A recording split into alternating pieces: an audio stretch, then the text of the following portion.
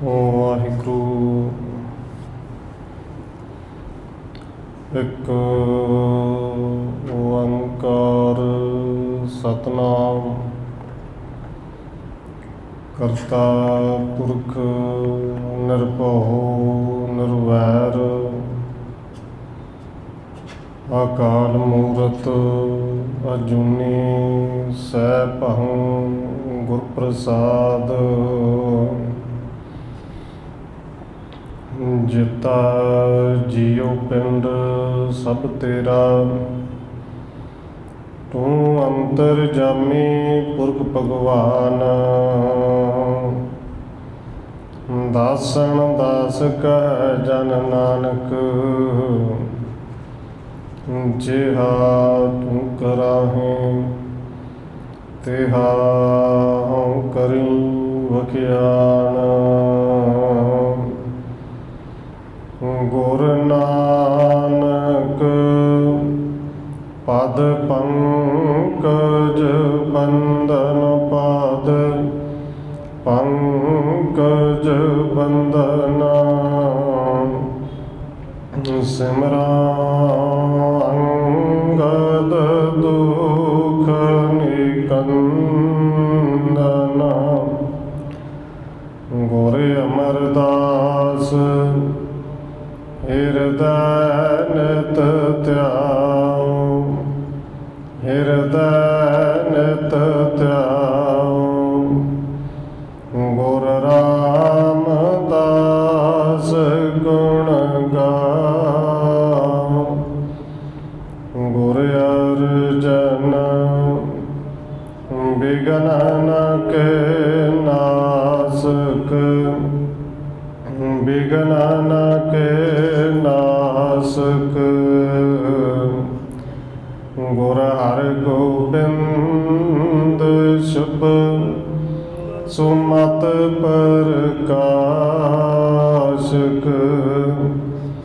ਸ਼੍ਰੀ ਹਰਿ ਰਾਇ ਨਮੋ ਕਰ ਜੋਰੀ, ਨਮੋ ਕਰ ਜੋਰੀ। ਸ਼੍ਰੀ ਹਰਿ ਕ੍ਰਿਸ਼ਨ ਮਨਾਉ ਬਹੋਰੀ।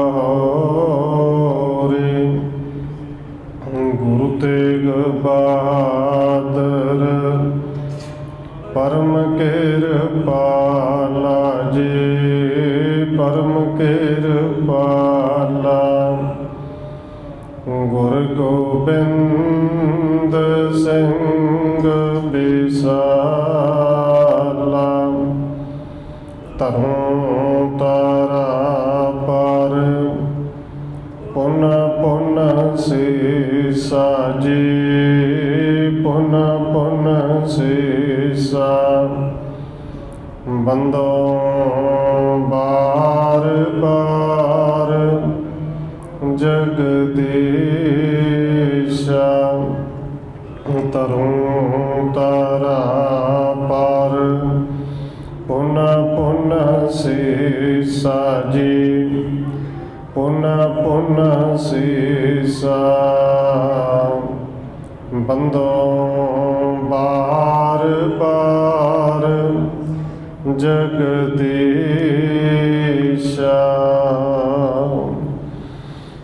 ਜਿਸ ਮੈਂ ਅੰਮ੍ਰਿਤ ਗਿਆਨ ਹੈ, ਮਾਣਕ ਭਗਤ ਬੈਰਾਗ। ਸ਼੍ਰੀ ਗੁਰੂ ਗ੍ਰੰਥ ਸਾਹਿਬ ਉਦਦ, ਬੰਦੋ ਕਰ ਅਨੁਰਾਗ। ਏਕ ਓੰਕਾਰਾ ਸਤਿਗੁਰੂ ਜੇ ਪ੍ਰਸਾਦ ਸਚ ਹੋਏ। ਵਾਹਿਗੁਰੂ ਜੀ ਕੀ ਫਤਿਹ ਹੈ, ਬਿਘਨ ਬਿਨਾਸਨ ਸੋਏ। ਏਕ ਓੰਕਾਰਾ ਸਤਿਗੁਰੂ ਜੇ ਪ੍ਰਸਾਦ ਸਚ ਹੋਏ। ਵਾਹਿਗੁਰੂ ਜੀ ਕੀ ਫਤਿਹ ਹੈ, ਬਿਘਨ ਬਿਨਾਸਨ ਸੋਏ। वाहिगुरु जी। कर्म कांड मह जे अब लागै, किम होए आवै सब दिन भागै। दुष्कर सोच आद को करनो, खान पान बिद तैसी बरनो।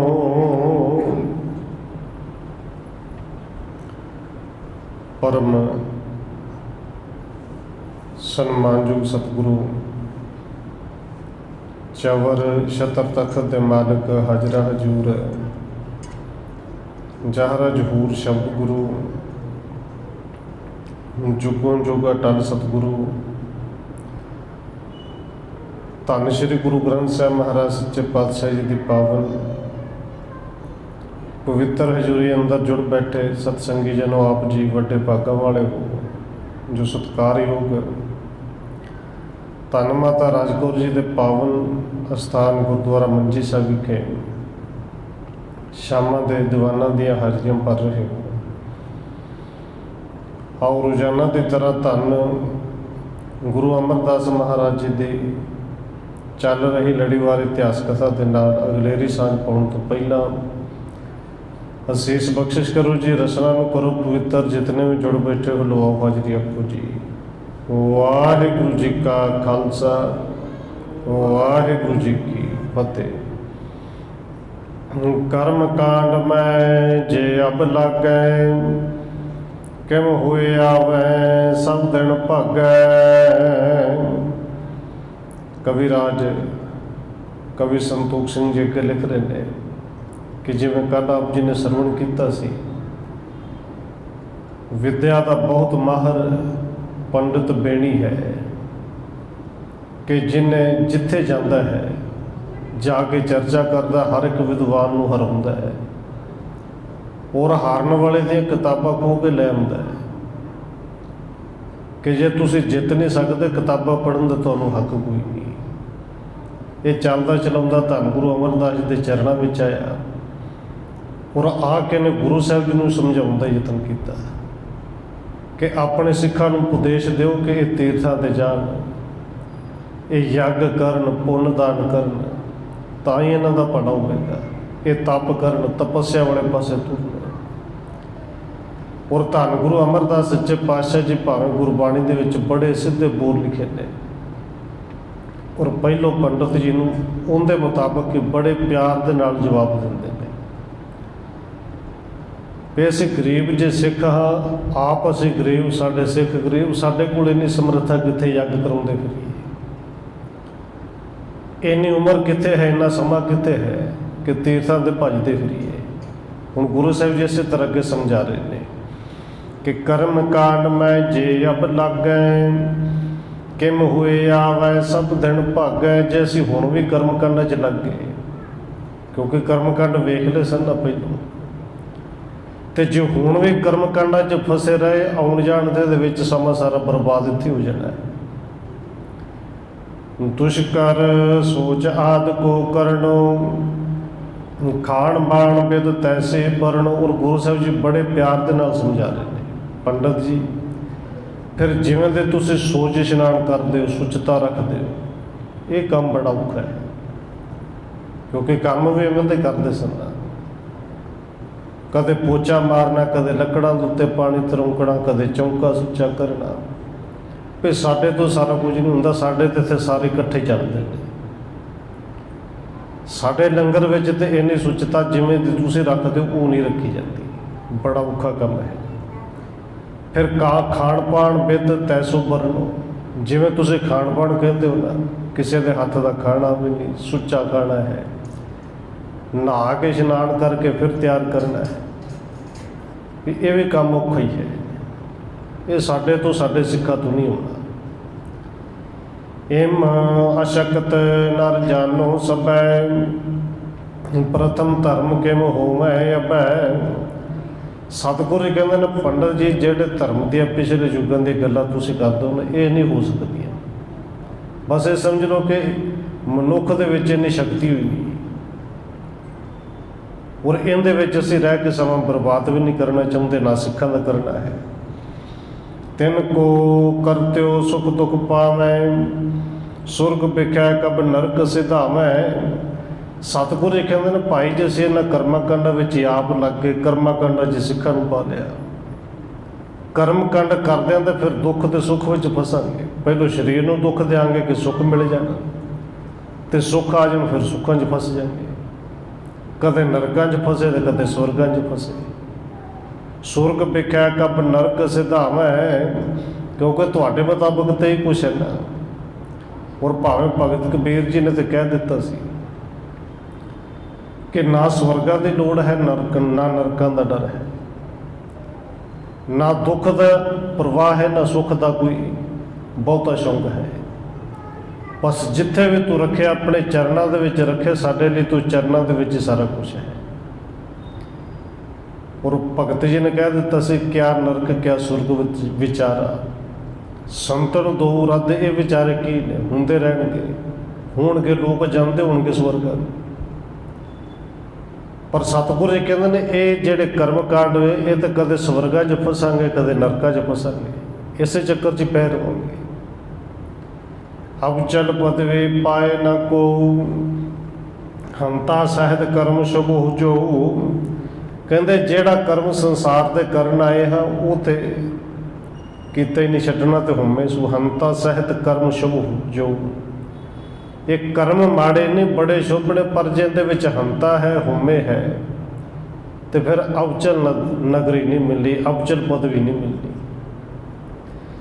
खेद बहुत फल थोर हो पाए, नासवंत जे यह समुदाए।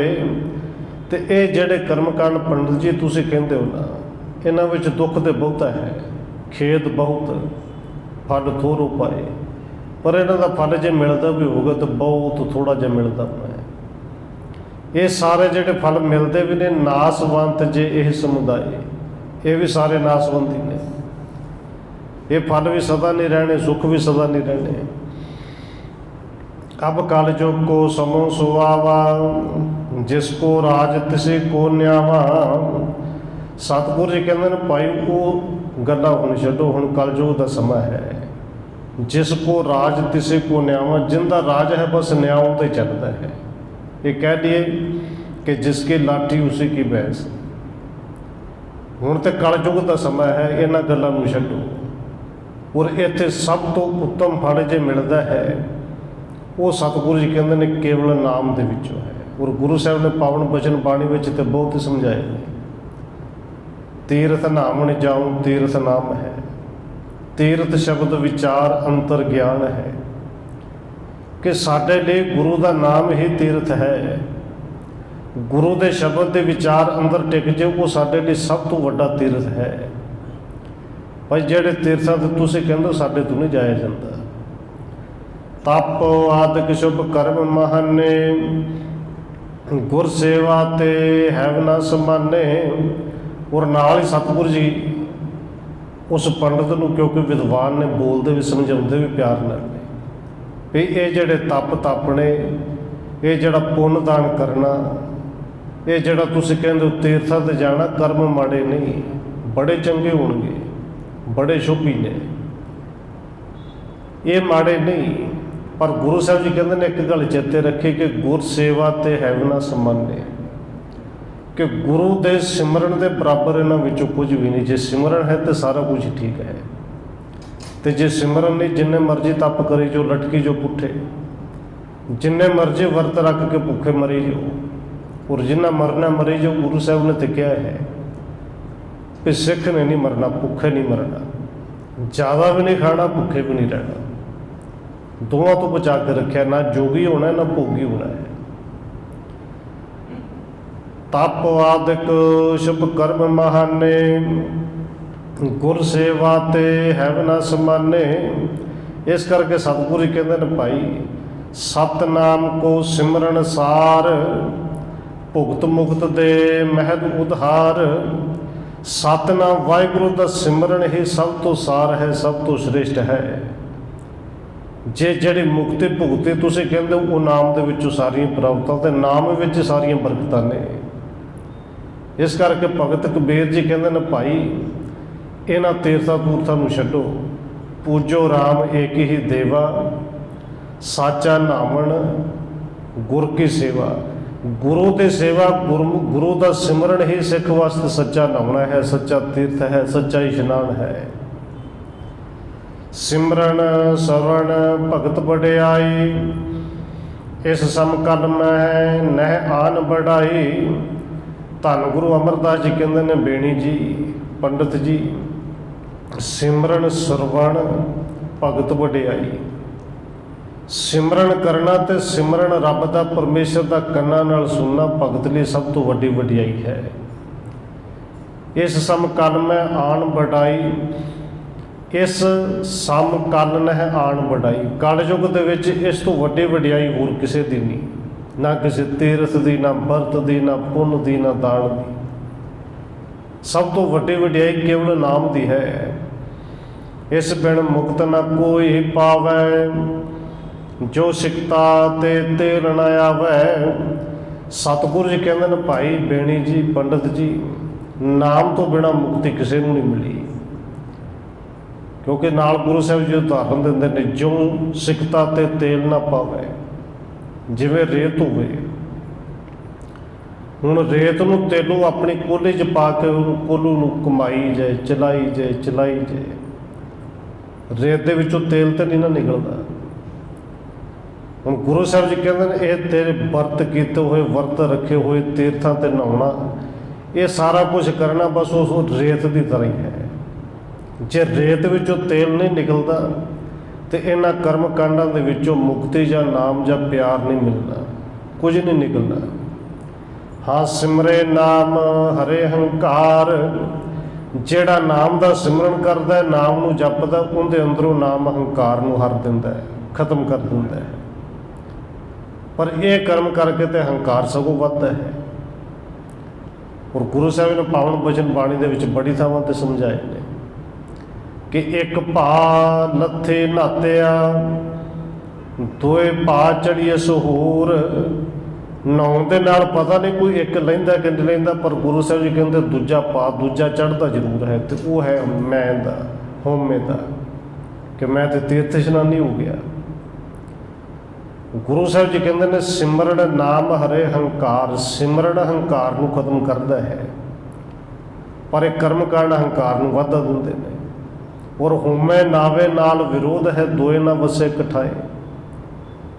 पंडित जी हुण विचार तुसीं कर लो, जे अंदर हंकार है तो नाम किते टिकना है।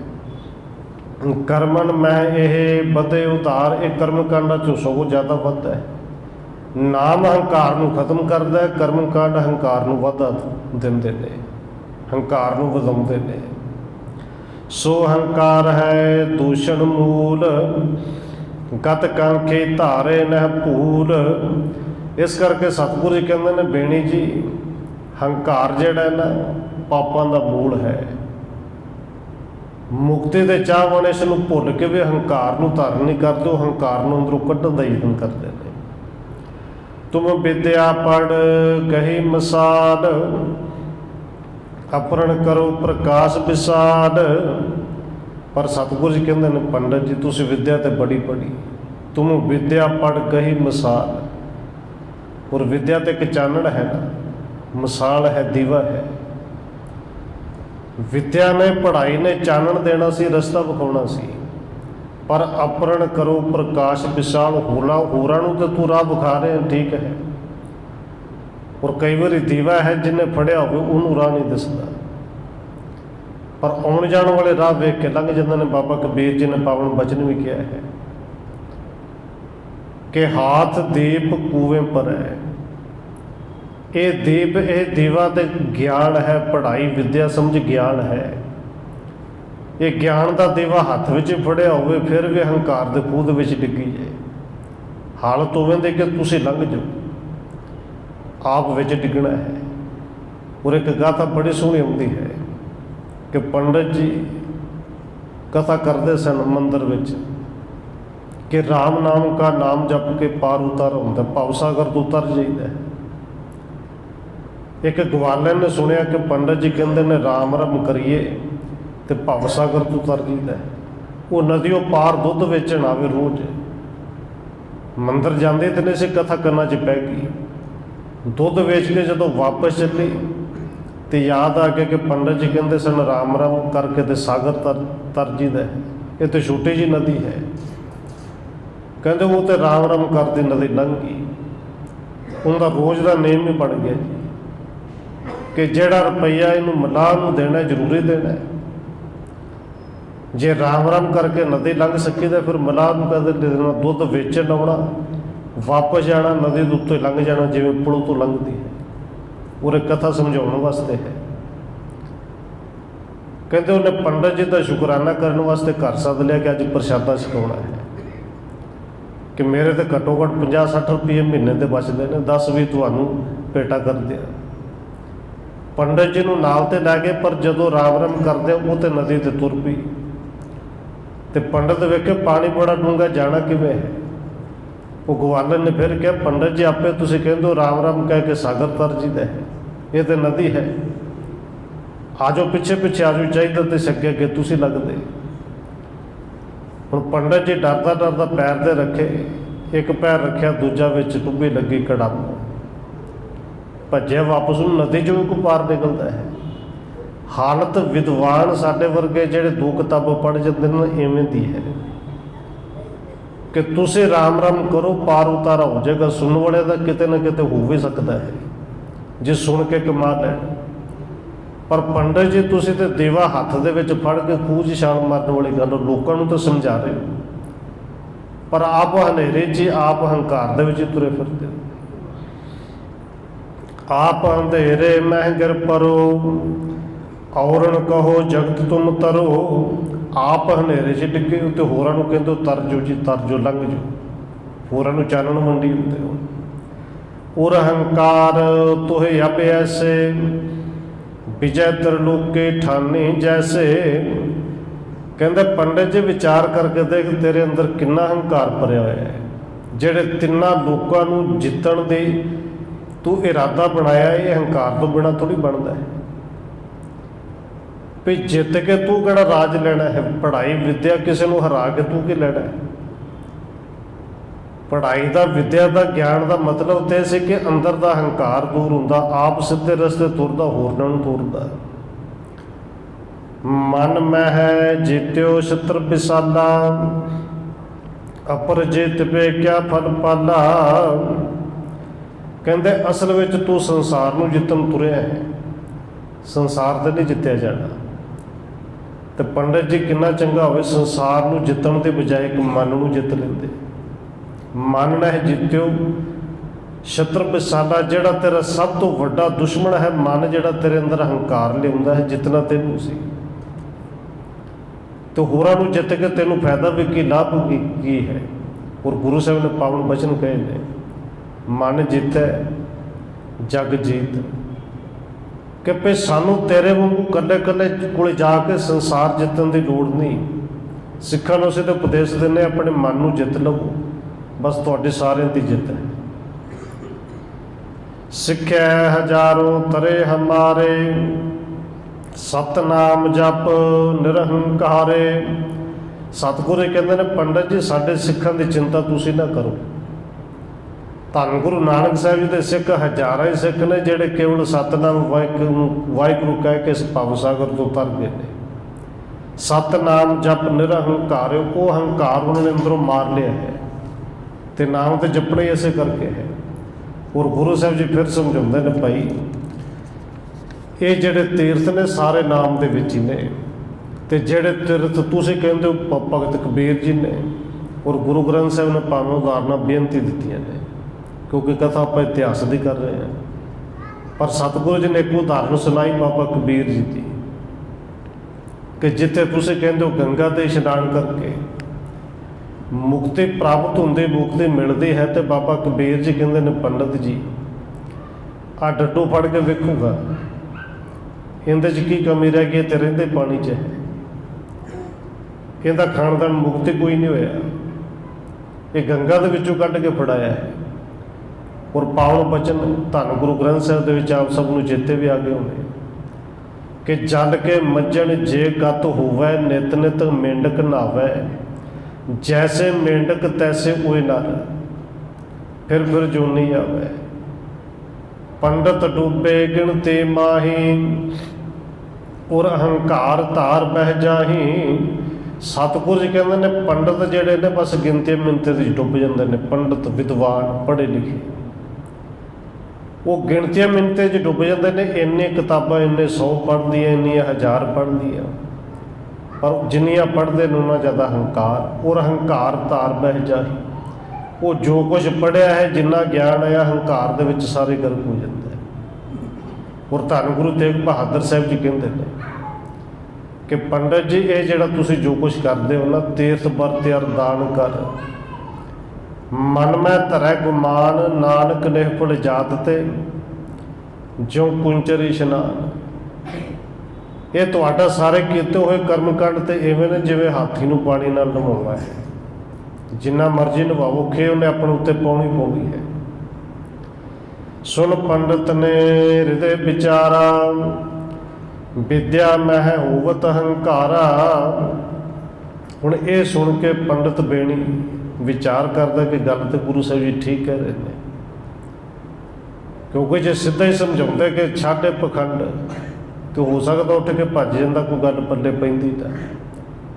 गुरु साहब ने प्यार दे नाल समझाया कि साडे सिक्खां कोल इन्नी ताकत कित्थे है, यज्ञ करो।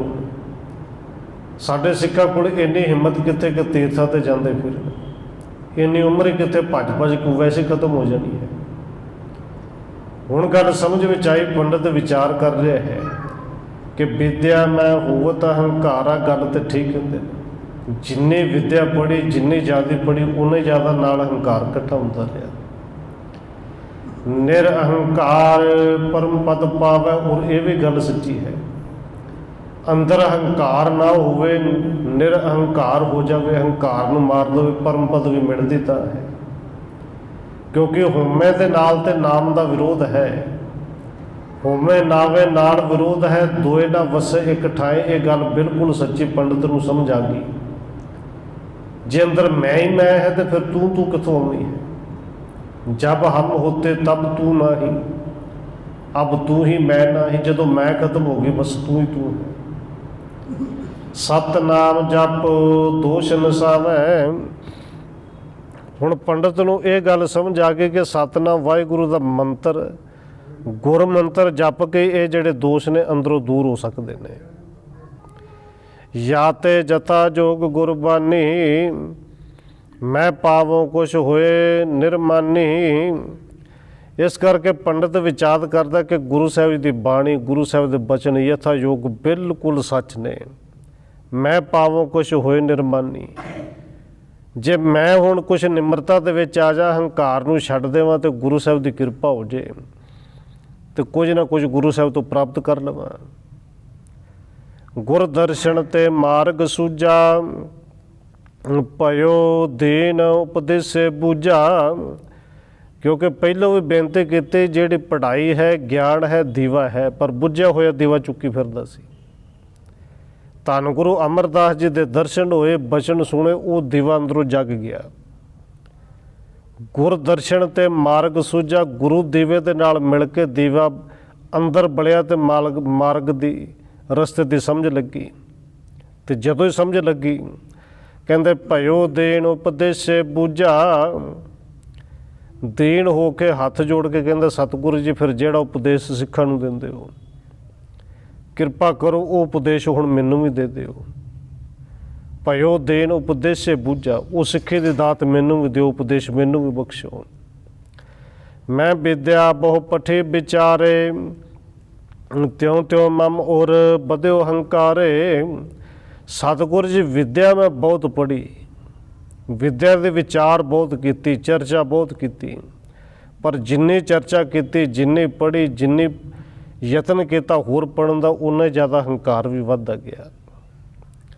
या ते हर के भगत ना होए, करत रहे हो खट कर्म जे सोही। इस करके ये हकीकत है कि हरि की भगत हुई नहीं। जिस हरि परमेश्वर दियाँ किताबां पढ़ पढ़ के, पुस्तक पढ़ पढ़ के, ग्रंथ पढ़ पढ़ के इन्ना ज्ञान आया, उनके बारे ते उनके नाल ते गल कदे कीती ही नहीं, उनकी भगती तो कदे कीती नहीं। ਬਸ ਇਹ ਖੱਟ ਕਰਮ 6 ਕਰਮ ਨੇ ਜਿਹੜੇ ਇਹਨਾਂ ਦੇ ਪਿੱਛੇ ਲੱਗਿਆ ਰਿਹਾ, ਇਹਨਾਂ ਦੇ ਕਰਮ ਕਾਂਡਾਂ ਦੇ ਵਿੱਚ ਹੀ ਫਸ ਗਿਆ। ਜਿਹੜੇ ਰਾਮ ਦੀ ਇੰਨੀ ਚਰਚਾ ਕੀਤੀ ਉਹ 2 ਅੱਖਰ ਦਾ ਰਾਮ ਚੇਤੇ ਨਹੀਂ ਹੋਇਆ, ਇਹ ਗੱਲ ਸੱਚੀ ਹੈ। ਚਰਚਾ ਕਰ ਮਿਥਿਆ ਅਭਿਮਾਨੀ, ਸਤ ਸੰਗਤ ਪ੍ਰਭ ਗਤ ਨਹਿ ਜਾਨੀ। ਸਤਿਗੁਰ ਜੀ ਚਰਚਾ ਕਰ ਕਰਕੇ ਬਿਨਾਂ ਮਤਲਬ ਤੋਂ ਹੰਕਾਰ ਅੰਦਰ ਵਧਾਉਂਦਾ ਗਿਆ, ਹੰਕਾਰੀ ਹੋ ਗਿਆ। ਸਤ ਸੰਗਤ ਤੇ ਪ੍ਰਭੂ ਦੇ ਬਾਰੇ ਕੁਝ ਜਾਣਿਆ ਹੀ ਨਹੀਂ, ਬਸ ਕੇਵਲ ਅੱਖਰੀ ਗਿਆਨ ਇਕੱਠਾ ਕੀਤਾ, ਰੱਬ ਦੇ ਬਾਰੇ ਰਾਮ ਦੇ ਬਾਰੇ ਤੇ ਕੁਝ ਜਾਣਿਆ ਹੀ ਨਹੀਂ।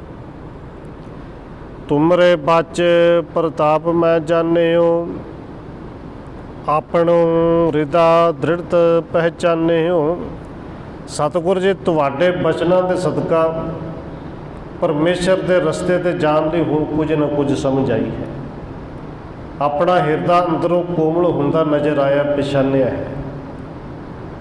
ਕਰੁਣਾ ਕਰੋ ਦੇਹ ਉਪਦੇਸ਼, ਕਾਟੋ ਮੇਰੇ ਮਹਾ ਕਲੇਸ਼। ਸਤਿਗੁਰੂ ਜੀ ਹੁਣ ਕਿਰਪਾ ਕਰੋ, ਦੇਣ ਹੋ ਕੇ ਤੁਹਾਡੀ ਸ਼ਰਨ ਵਿੱਚ ਆਇਆ। ਹੁਣ ਇੱਕ ਵਿਦਵਾਨ ਪੰਡਤ ਨਹੀਂ, ਇੱਕ ਨਿਮਾਣਾ ਹੋ ਕੇ ਟਹਿ ਪਿਆ।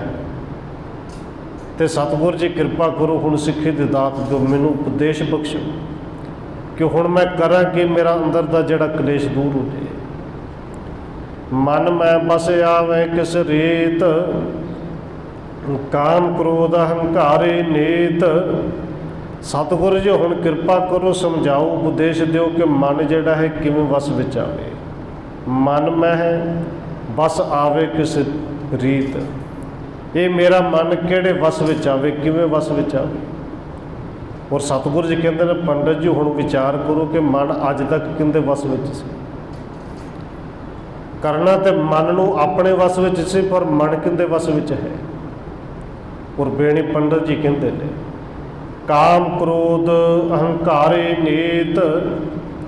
ਸਤਿਗੁਰੂ ਜੀ ਬਿਲਕੁਲ ਸੱਚ ਹੈ ਕਿ ਮਨ ਅੱਜ ਤੱਕ ਕਾਮ ਦੇ ਵਸ ਵਿੱਚ ਸੀ, ਕ੍ਰੋਧ ਦੇ ਵਸ ਵਿੱਚ ਸੀ, ਹੰਕਾਰੀ ਸੀ। ਔਰ ਸਤਿਗੁਰੂ ਜੀ ਨੇ ਬਾਣੀ ਦੇ ਵਿੱਚ ਬਚਨ ਕੀਤੇ ਨੇ ਕਿ ਜਿਵੇਂ ਤਨ ਦੇ ਸਰੀਰ ਦੇ ਆਪਣੀ ਸੰਪਤਾ ਹੈ ਨਾ, ਇਹ ਜਿਹਨੂੰ ਮਾਇਆ ਅਸੀਂ ਕਹਿੰਦੇ ਜਿਹੜੀ ਬੈਂਕਾਂ 'ਚ ਪਈ ਹੈ, ਸਾਡੀ ਜ਼ਮੀਨ ਹੈ, ਜਾਇਦਾਦ ਹੈ, ਇਹ ਸਾਰੇ ਸਰੀਰ ਦੇ ਧਨ ਪਦਾਰਥ ਨੇ ਨਾ, ਇਹ ਸਰੀਰ ਦੀ ਜਾਇਦਾਦ ਹੈ। ਔਰ ਸਤਿਗੁਰੂ ਜੀ ਕਹਿੰਦੇ ਨੇ ਮਨ ਦੀ ਵੀ ਜਾਇਦਾਦ ਹੁੰਦੀ ਹੈ, ਮਨ ਦੀ ਆਪਣੀ ਜਾਇਦਾਦ ਹੈ। ਤੇ ਉਹ ਕਿਹੜੀ ਹੈ? ਗੁਰੂ ਸਾਹਿਬ ਨੇ ਪਾਵਨ ਬਚਨ ਬਾਣੀ 'ਚ ਕੀਤੇ। ਕਾਮ ਕ੍ਰੋਧ ਲੋਭ ਮੋਹ ਮਨ ਰਤਾ, ਮਨ ਤੇ ਇਹਨਾਂ ਦੇ ਵਿੱਚ ਰਤਿਆ ਗਿਆ। ਇਹ ਸੰਪੈ ਮੋਹ ਮਾਹੀ, ਬਸ ਮਨ ਇਹਨਾਂ ਨੂੰ ਇਕੱਠਾ ਕਰਦਾ ਰਿਹਾ। ਮਨ ਦੀ ਜਾਇਦਾਦ ਤੇ ਇਹੀ ਹੈ। ਔਰ ਬੜੀ ਵੱਡੀ ਗੱਲ ਹੈ ਕਿ ਭਰੇ ਸੰਗਤ ਵਿੱਚ, ਭਰੇ ਸਭਾ ਦੇ ਵਿੱਚ ਇਹ ਗੱਲ ਮੰਨਣੀ ਕਿ ਮਨ ਦੇ ਵਿੱਚੋਂ ਕਾਮ ਨਹੀਂ ਖਤਮ ਹੋਇਆ, ਕਾਮ ਦੇ ਵਸ ਹੈ, ਕ੍ਰੋਧ ਦੇ ਵਸ ਹੈ, ਇਹ ਹੰਕਾਰ ਦੇ ਵਸ ਹੈ। ਮਨ ਨੂੰ ਤੇ ਵਸ ਕਦੇ ਕਰਨ ਦਾ ਯਤਨ ਕੀਤਾ ਹੀ ਨਹੀਂ। ਜਿਸ ਤੇ ਮੇਰੋ ਮਨ ਸੁਧ ਹੋਏ, ਕਿਰਪਾ ਕਰੋ ਸਿੱਖਿਆ ਦਿਓ ਸੋਏ।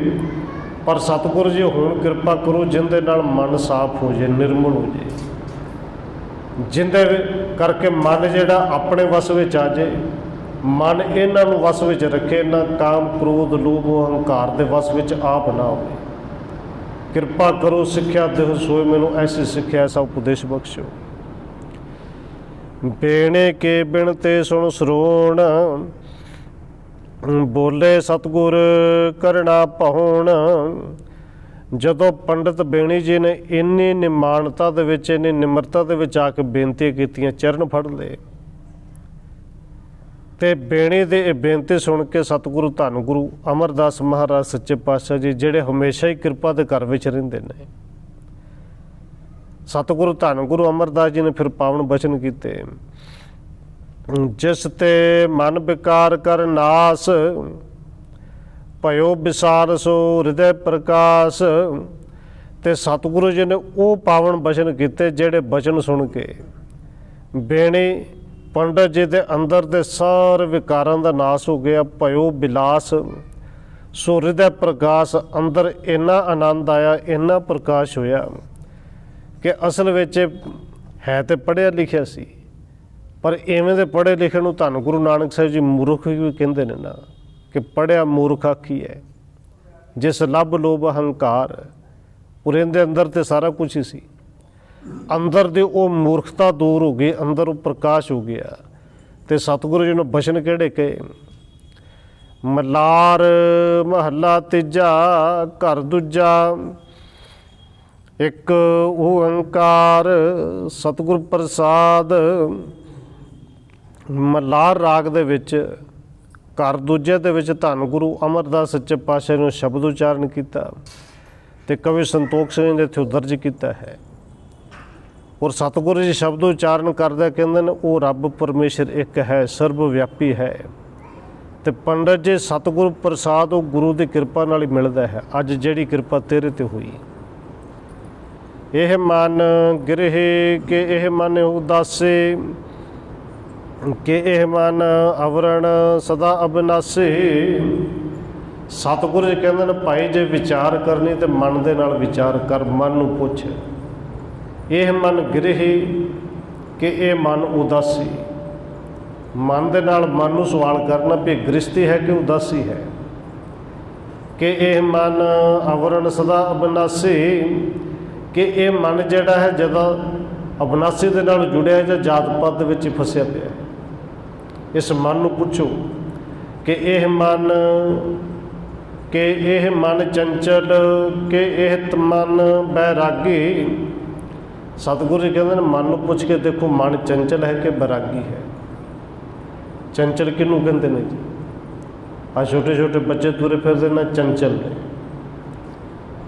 ਚੰਚਲ ਮਨ ਹੈ, ਹੱਥ ਪੈਰ ਬੱਚਿਆਂ ਦੇ ਨਹੀਂ ਟਿਕਦੇ।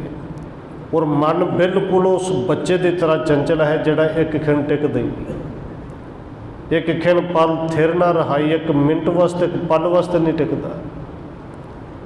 ਮਨ ਨੂੰ ਪੁੱਛੇ ਮਨ ਚੰਚਲ ਹੈ ਕਿ ਬੈਰਾਗੀ ਹੈ, ਕਿਉਂਕਿ ਜਿਹੜਾ ਬੈਰਾਗੀ ਹੋਵੇ ਫਿਰ ਉਹਦੇ ਨੇੜੇ ਚੰਚਲਤਾ ਆਉਂਦੀ ਨਹੀਂ।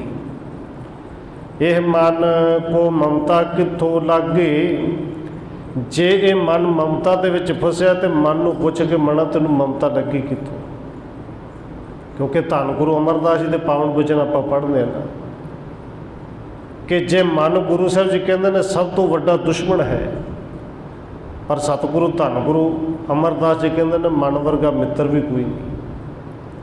ਜਦੋਂ ਮਨ ਨੂੰ ਪਿਆਰ ਦੇ ਨਾਲ ਸਮਝਾਵਾਂਗੇ ਨਾ, ਫਿਰ ਧੰਨ ਗੁਰੂ ਅਮਰਦਾਸ ਜੀ ਆਵਾਜ਼ ਮਾਰ ਕੇ ਕਹਿੰਦੇ ਨੇ ਸਿੱਖਾ ਇਵੇਂ ਸਮਝਾਈ ਕਿ ਇਹ ਮਨ ਪਿਆਰਿਆ, ਪਿਆਰੇ ਨੂੰ ਕਹਿ ਕੇ ਪਿਆਰੇ ਦੇ ਨਾਲ ਜੋੜ। ਮਨ ਨੂੰ ਪੁੱਛ ਕਿ ਇਹ ਮਨ ਚੰਚਲ ਹੈ ਤੇ ਇਸ ਮਨ ਨੂੰ ਜੇ ਮਮਤਾ ਲੱਗੇ ਤੇ ਲੱਗੀ ਕਿੱਥੋਂ? ਪੰਡਿਤ ਇਸ ਮਨ ਕਾ ਕਰੋ ਵਿਚਾਰ। ਸਤਿਗੁਰੂ ਕਹਿੰਦੇ ਨੇ ਪੰਡਿਤ ਜੀ ਜੇ ਵਿਚਾਰ ਕਰਨੀ ਆਪਣੇ ਮਨ ਦੇ ਨਾਲ ਕਰ। ਅਵਰ ਕੇ ਬਹੁਤਾ ਪੜ੍ਹੈ ਉਠਾਵੇ ਭਾਰ। ਆ ਊਂਠ ਲੱਦਿਆ ਪਿਆ ਪੜ੍ਹ ਪੜ੍ਹ ਕੇ ਕਿਤਾਬਾਂ ਅਸਲ ਵਿੱਚ ਜਿੰਨਾ ਭਾਰ ਉੱਠਦੇ ਹਨ, ਇਸ ਤੋਂ ਕਈ ਗੁਣਾ ਵੱਧ ਭਾਰ ਆਪਣੇ ਦਿਮਾਗ 'ਤੇ ਲੱਦਿਆ ਫਿਰਨਾ। ਇਵੇਂ ਦੀ ਪੜ੍ਹਾਈ ਸਿਰਫ ਭਾਰ ਹੀ ਹੈ।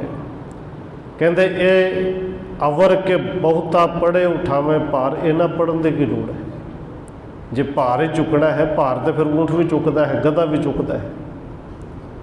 ਹੁਣ ਗਧੇ ਤੇ ਭਾਵੇਂ ਕੋਈ ਚੰਦਨ ਲੱਦ ਦੇ, ਤੇ ਭਾਵੇਂ ਮਿੱਟੀ ਲੱਦ ਦੇ, ਸੋਨਾ ਲੱਦ ਦੇ, ਤੇ ਭਾਵੇਂ ਕੋਈ ਉਹਦੇ ਤੁਲੋਇਆ ਲੱਦ ਦੇ, ਉਹਦੇ ਵਾਸਤੇ ਤਾਂ ਭਾਰ ਹੈ। ਹੁਣ ਗਧੇ ਤੇ ਭਾਵੇਂ ਕੋਈ ਕਿਤਾਬਾਂ ਲੱਗਦੇ ਜਿੱਡੀ ਮਰਜ਼ੀ ਗਿਆਨ ਵਾਲੀ ਹੋਣ, ਬਸ ਉਹਦੇ ਵਾਸਤੇ ਭਾਰ ਹੀ ਹੈ। ਔਰ ਸਤਿਗੁਰੂ ਜੀ ਕਹਿੰਦੇ ਨੇ ਭਾਈ ਇਸ ਮਨ ਦੇ ਨਾਲ ਵਿਚਾਰ ਕਰ, ਕਿਉਂਕਿ ਜਦੋਂ ਮਨ ਦੇ ਨਾਲ ਵਿਚਾਰ ਕੀਤੀ ਨਾ, ਗੁਰੂ ਸਾਹਿਬ ਜੀ ਕਹਿੰਦੇ ਨੇ ਫਿਰ ਉੱਥੇ ਪੜ੍ਹਿਆ ਅਨਪੜ੍ਹਿਆ ਪਰਮਗਤ ਪਾਵੇ। ਕਿਉਂਕਿ ਨਬੇੜੇ ਤੋਂ ਉੱਥੇ ਅਮਲਾਂ ਦੇ ਹੋਣੇ, ਇਕੱਲੇ ਵਿਚਾਰ ਹੀ ਨਹੀਂ, ਵਿਚਾਰ ਕਰਕੇ ਫਿਰ ਉਹਦੇ 'ਤੇ ਅਮਲ ਵੀ ਕਰਨਾ ਹੈ।